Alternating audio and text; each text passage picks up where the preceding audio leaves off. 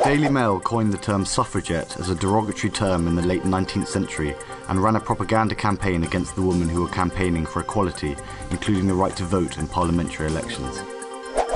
In 1994 to 95, the Commission for Racial Equality commissioned a study into the negative impact on the Irish community of anti-Irish jokes, which stereotyped Irish people as being stupid. The move was ridiculed by the Sun newspaper as a load of codswallop. The Jyllands-Posten newspaper in Denmark ignited protests across the Muslim world after it published cartoons depicting the Prophet Muhammad in September the 30th, 2005. Many saw it as blatant propaganda against Muslims. January 2006. Sir Ian Blair, the then Commissioner of the London Metropolitan Police, caused outrage when he accused the British media of institutional racism, when he cited the overwhelming media interest in the Sewer murders of 10-year-old Holly Wells and Jessica Chapman as an example. He suggested that murders in ethnic communities appeared not to interest them. A Muslim bus driver received £30,000 and an apology in the Sun newspaper for libel and breach of privacy after it published a story in March 2008 that he ordered passengers off his vehicle so that he could pray. In January 2011, the Socialist Worker newspaper accused Jack Straw of lending credibility to a barrage of racism in the British press when he said that the grooming of young women for sex was a specific problem among Pakistani men. He made this statement after 2 men were jailed at Nottingham Crown Court after being found guilty of sexual abuse and rape.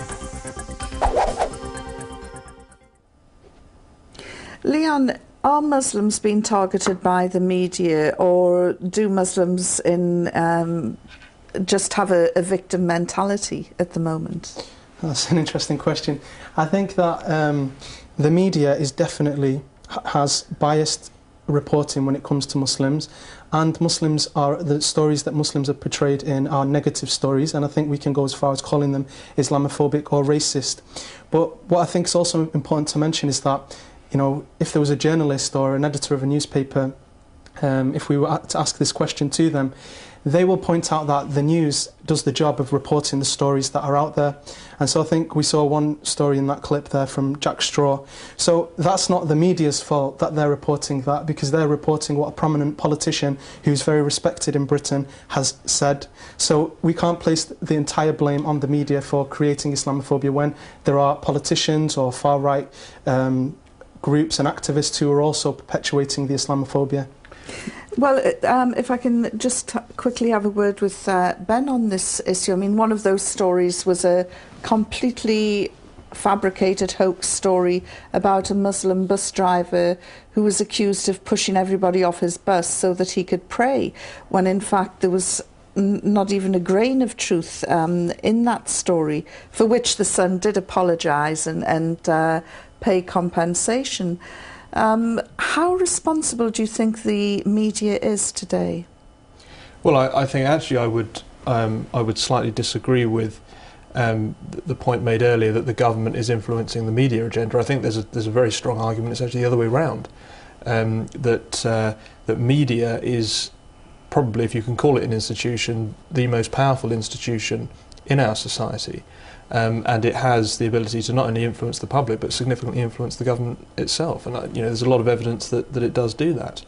And looking at the articles you showed there, I mean, there was also a fairly salacious article about Irish people, and the point I would make really is that I don't feel that the news media is inherently racist towards Muslim people. I think that what has happened is, post 9/11, the media has found a fertile ground to grow fear among the public. I think for the most part, you know, a lot of what the media puts out could be described as fear-mongering. Well, let me come back to this fear factor in a moment, but Salim, you know, you are the media. In fact, you represented one of the most powerful media institutions, the BBC. You know, when you saw that list of that table of shame, did you recognise anything in there? Totally, and I'm not going to get into a prolonged debate about this with Ben right now, but my example was about Iraq and how the media do not critically evaluate what's going on enough. And in that sense, the government can set the agenda. In all those cases, say the Jack Straw case, it's not a question that he's raised the issue. Of course he's raised the issue. It's a question then the media then pretty much uncritically reported what he said, and most of the debates that I heard were then saying, well, he's right, isn't he? Is he right or is he not right? Nobody went in and actually had an informed kind of knowledge about the community, about the figures, and then do you think the media should have challenged him more? Of course they should. That's their job. I mean, in the case of Sir Ian Blair, when he accused the media of institutional racism in the reporting of murders, the media's defence was, well, we just report the story and we hold governments to account. Well, the examples of John Pilger in Australia and UK, Seymour Hersh in the USA. These are proper investigative reporters who look behind the story and try and find out the truth behind the propaganda. Those kinds of people are very, very rare. The vast majority of journalists working in newsrooms, documentary makers, current affairs journalists, in TV and radio, they pretty much work off press releases. They are not encouraged to spend time and resources on investigative journalism. They don't know enough about the issues anyway, and they do not hold governments to account well enough.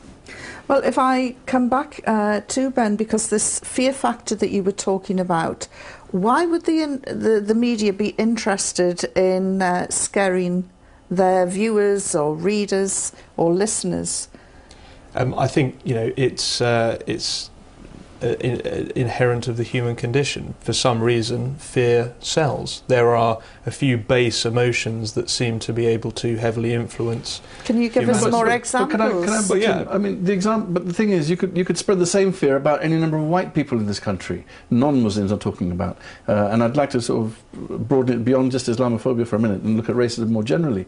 You could very easily, if you were so minded, paint a picture of Britain as being terrorised by white murderers, white fraudsters, white criminals, if that's what you wanted to do, if you wanted to label those people in those ways. And what I'm saying is that when you don't say, as of Jack Straw, look, Pakistani men are no more likely, in fact they're much less likely to engage in these kind of activities. I think the media did challenge Jack Straw. Not very much, issue. I'm sorry. I mean, I certainly heard several reports, some by the BBC, that immediately viewed those comments as being potentially controversial and did question them. And I think, also with regard to the Iraq War... Well, if I come back to the straw incident in a minute, but if we go overseas to the folk who live in Tucson, Arizona, they're still shattered by recent events when a gunman went on a killing spree in their city.